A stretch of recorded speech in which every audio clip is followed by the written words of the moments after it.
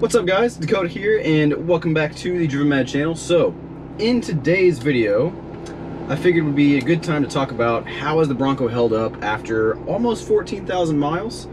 And so I figured that's what we'll talk about today. Now I'm not going to do the video in the driveway because my neighbors just look at me like I'm crazy. So we're going to drive off to a spot, then we'll hop out and talk about, you know, how things have been after almost 14,000 miles.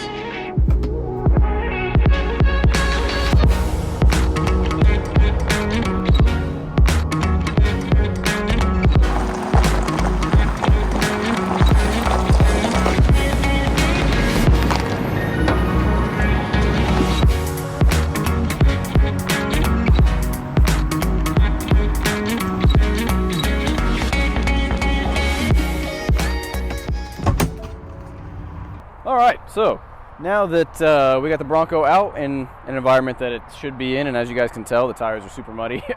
Didn't expect it to be that way, but what I thought I'd do is kind of give you guys a bit of a backstory in case you're not familiar with my channel. I ordered this car, or reserved it technically, 3 hours after the initial reveal, and then it showed up in October of 2021, the first week of October in 2021, so I've had it almost a year and put almost about 14,000 miles on it so far. Again, if you're not familiar with my channel, I've taken it off-road exactly how it is, bone stock. You know, there's no modifications to it, you know, so I've done plenty of things with it, like for example, like this.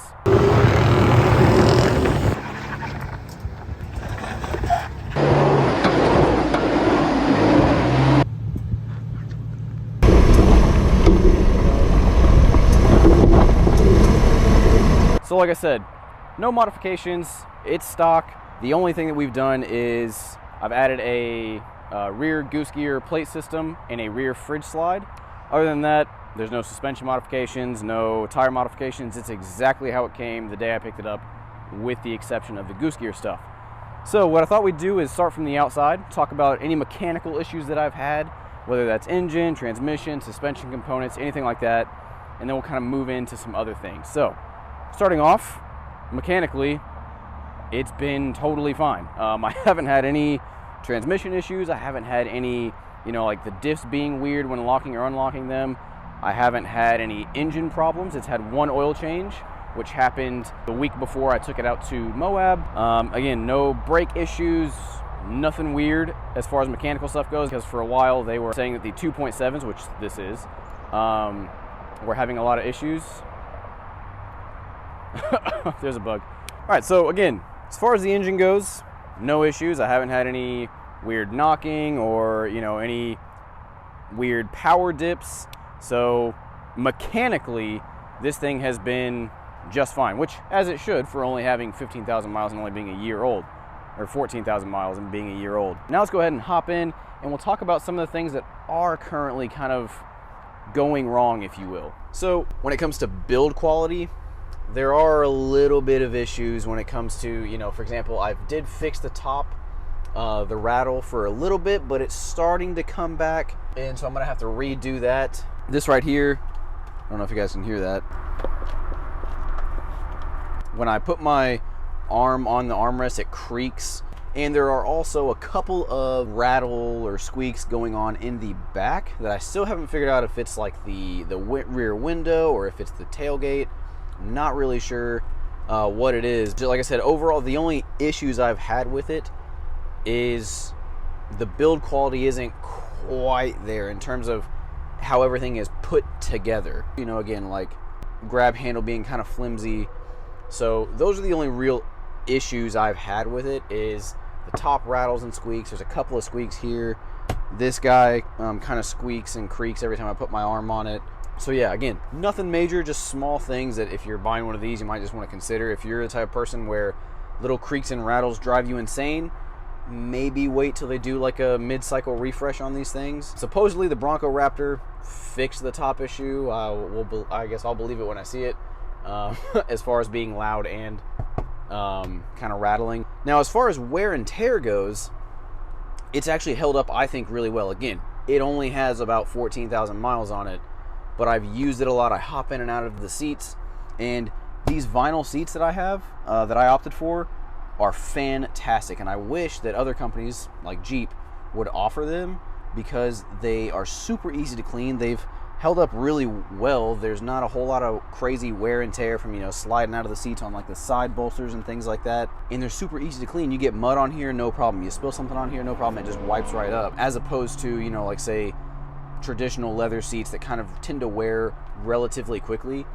These have held up really well. I'm really happy with them. The only thing I wish is if they had some perforation and maybe some cooling, because, you know, in Texas or when you go to Moab, it'd be nice to, when you get back into your car, not have a super sweaty back. But yeah, overall, everything else has really held up well as far as wear and tear goes. You know, like for example, the shifter, the armrest, the seats, everything else after hopping in and out of it, you know, whether that's to get shots of it going up certain obstacles or just getting in and out day-to-day use, whether you're sweaty, whether you're dirty, it's held up really well. So there's those things. All right, a couple of other things that I wanted to point out now that we've flung most of the mud off the tires and it's raining, so that kind of helped clean it up. A couple other things that I've noticed while owning this thing for almost a year now is the wireless charger seems to make my phone incredibly hot and then constantly disconnects itself after about 5 minutes. Not a huge thing, just something that I've noticed, and I'm also not sure if that's specific to my Bronco because my Raptor does the same thing. And I haven't tested it, but my Corvette, I never use it because it's like way back here and completely out of, like, it just doesn't seem normal to use, so I don't use it. There's that little thing. And another thing that has just kind of caught my eye while we're talking about kind of, you know, wear and tear and things like that is, now this isn't necessarily specific to the Bronco, I guess it does because my particular one came with these tires, is the Goodyear Territories. I've noticed they haven't really held up very well in my opinion after, you know, not even having 15,000 miles on them. There's just like little chunks missing out of the tread. Now part of that is probably just because they're mud terrains, so they're not supposed to hold up well to road use. But it just seems a little odd because my KO2s, you know, I've had KO2s and I've put plenty of miles on them. They're on my Raptor, they're on the 392, they came stock on the 392. I've had 2 different versions on my 2-door JL, and none of them have actually like just had chunks come off of the tread, so keep that in mind.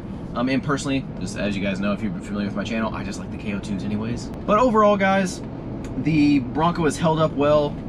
You know, again, almost a year into ownership, I haven't had any issues.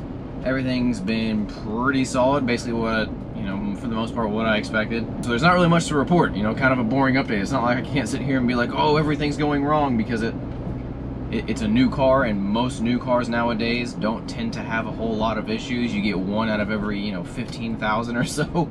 So anyways, guys, I hope you guys found this video helpful. If you're looking at buying one, or you just got yours and you're kind of wanting to know how yours is going to hold up, from my experience, mine's been fine.